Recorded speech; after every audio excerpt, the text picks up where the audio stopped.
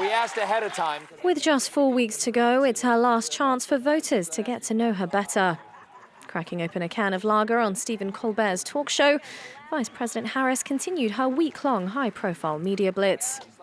Over on Howard Stern's radio show, whose listenership skews white and male, she took a mix of more hardline questions on policy, but also showed her personality.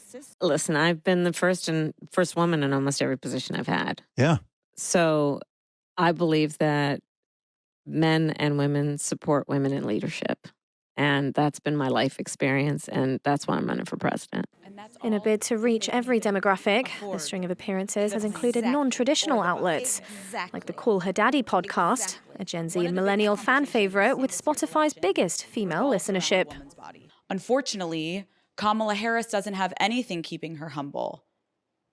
How did that make you feel? I don't think she understands that there are a whole lot of women out here who, one, are not aspiring to be humble. However, critics have argued that Harris is still introducing herself this close to the election and accuse her of being unable to align herself from Joe Biden's administration. Would you have done something differently than President Biden during the past 4 years? There is not a thing that comes to mind in terms of, and I've been a part of most of the decisions that have had impact. Yeah. Harris eventually clarified that unlike Biden, she plans to put a Republican in her cabinet.